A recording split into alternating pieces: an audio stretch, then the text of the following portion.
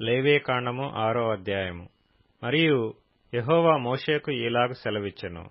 ఒకడు యెహోవాకు విరోధముగా ద్రోహము చేసి పాపి అయిన ఎడల, అనగా తనకు అప్పగింపబడిన దాని గూర్చియే గాని, తాకట్టు ఉంచిన దాని గూర్చియే గాని, దోచుకొనిన దాని గూర్చియే గాని, తన పొరుగువానితో బొంకిన ఎడలనేమి, తన పొరుగువాని బలాత్కరించిన ఎడలనేమి, పోయినది తనకు దొరికినప్పుడు దాని గూర్చి బొంకిన ఎడలనేమి, మనుష్యులు వేటిని చేసి పాపులగుదురో వాటన్నిటిలో దేని విషయమైనను అబద్ధ ప్రమాణము చేసిన ఎడలనేమి, అతడు పాపము చేసి అపరాధి అగును గనుక అతడు తాను దోచుకొనిన సొమ్మును గూర్చి గాని, బలాత్కారము చేతను అపహరించిన దాని గూర్చి గాని, తనకు అప్పగింపబడిన దాని గూర్చి గాని, పోయి తనకు దొరికిన దాని గూర్చి గాని, దేని గూర్చి అయితే తాను అబద్ధ ప్రమాణము చేసినో దానినంతయు మరలా ఇచ్చుకొనవలెను.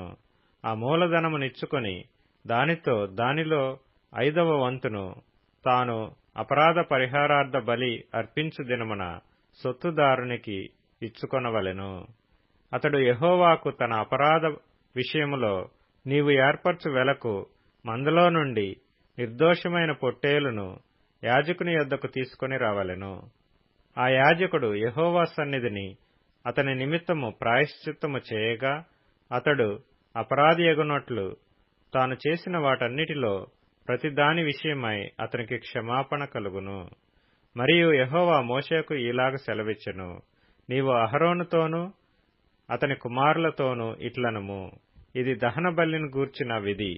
దహన బలి ద్రవ్యము ఉదయం వరకు రాత్రి అంతయు బలిపీఠం మీద దహించుచుండును. బలిపీఠం మీది అగ్ని దానిని దహించుచుండును. యాజకుడు తన సన్ననార నిలువుటంగీని తొడుగుకొని తన మానమునకు తన నారలాగును తొడుగుకొని బలిపీఠం మీద అగ్ని దహించు దహన బలి ద్రవ్యపు బూడిదను ఎత్తి బలిపీఠమునొద్ద దాన్ని పోసి, తన వస్త్రములను తీసి వేరు వస్త్రములను ధరించుకొని పాళెము వెలుపలనున్న పవిత్ర స్థలమునకు ఆ బూడిదను తీసుకొని పోవలెను. బలిపీఠం మీద అగ్ని మండుచుండవలెను, అది ఆరిపోకూడదు.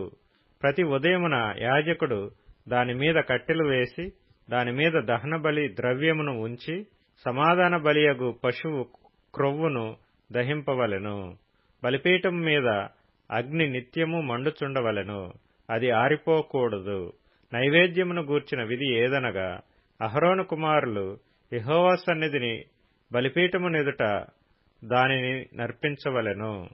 అతడు నైవేద్య తైలము నుండియు దాని గోధుమ పిండి నుండియు చేరెడు పిండిని నూనెను దాని సాంబ్రాణి యావత్తును దానిలో నుండి తీసి జ్ఞాపక సూచనగాను వాటిని బలిపీఠం మీద యెహోవాకు ఇంపైన సువాసనగాను దహింపవలెను.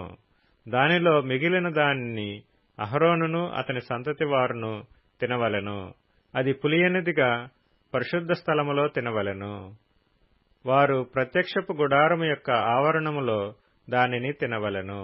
దాని పులియబెట్టి కాల్చవలదు. నా హోమ ద్రవ్యములలో వారికి పాలుగా దానినిచ్చియున్నాను. పాప పరిహారార్థ బలివలెను, అపరాధ పరిహారార్థ బలివలెను, అది అతి పరిశుద్ధము. అహరోను సంతతిలో ప్రతివాడును దానిని తినవలెను. ఇది యెహోవా హోమముల విషయములో మీ తరతరములకు నిత్యమైన కట్టడ. వాటికి తగిలిన ప్రతి వస్తువు పరిశుద్ధమగును. మరియు యెహోవా మోషేకు ఈలాగు సెలవిచ్చెను. అహరోనుకు అభిషేకము చేసిన దినమున అతడును అతని సంతతి వారును అర్పింపవలసిన అర్పణమేదనగా, ఉదయమున సగము సాయంకాలమున సగము నిత్యమైన నైవేద్యముగా తూమెడు గోధుమ పిండిలో 10వ వంతు పెనం మీద నూనెతో దానిని కాల్చవలెను. దానిని కాల్చిన తరువాత దానిని తేవలెను. కాల్చిన నైవేద్య భాగములను యెహోవాకు ఇంపైన సువాసనగా అర్పింపవలెను. అతని సంతతి వారిలో అతనికి మారుగా అభిషేకము పొందిన యాజకుడు అలాగుననే అర్పింపవలెను. అది యెహోవా నియమించిన నిత్యమైన కట్టడ, అదంతయు దహింపవలెను. యాజకుడు చేయు ప్రతి నైవేద్యము నిశ్శేషముగా ప్రేల్చబడవలెను. దాని తినవలదు. మరియు యెహోవా మోషేకు ఈలాగు సెలవిచ్చెను, నీవు అహరోనుకును అతని సంతతి వారికిని ఈలాగు ఆజ్ఞాపించుము, పాపపరిహారార్థ బలిని గూర్చిన విధి ఏదనగా, నీవు దహనబలి రూపమైన పశువులను వధించు చోట పాపపరిహారార్థ బలి పశువులను యెహోవా సన్నిధిని వధింపవలెను. అది అతి పరిశుద్ధము.